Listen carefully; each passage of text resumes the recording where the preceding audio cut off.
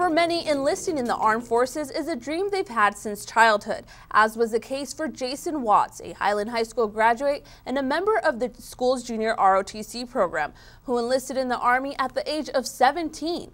But after the attacks on September 11th, war became a reality, and the incidents that occurred there will forever shape his life. I remember the blast, and then I remember opening my eyes, and later on I found out I was unconscious for about 6-7 minutes minimum.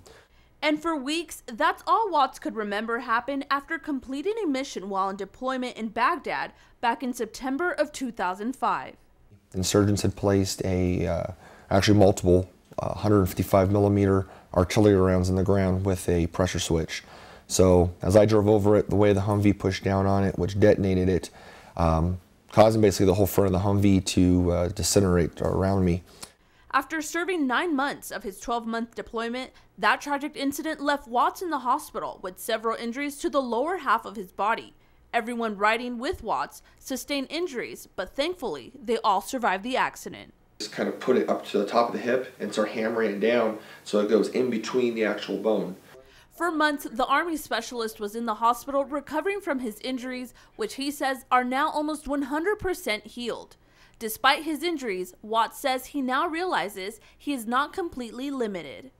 Currently a member of the VFW in Lancaster, VFW Post 7283, a wounded warrior who did a thing called a soldier ride, where a bunch of wounded warriors get together and they hit major cities all around the United States, and we did a 26-mile bike ride through San Diego, followed by another 26-mile bike ride the following day through Camp Pendleton. Although he is almost healed physically, Jasen says there are always emotional wounds.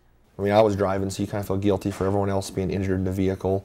I still talk to a lot of those guys, and you kind of see that it wasn't really my fault, nothing we could have done about it. In a way, you kind of feel like you never left the proper way, so kind of feels like wish you can kind of go back and finish out the rest of your deployment with the unit. Watts knows he can't turn back the hands of time, but he also knows he can still serve his country, and he does so as a member of the Army National Guard. But I was connected to another unit within the Guard I'm attached to called RSP, Recruitment Sustainment Program. We get them together 1 weekend a month and teach them all the common tasks and drills they're going to need to know for basic training.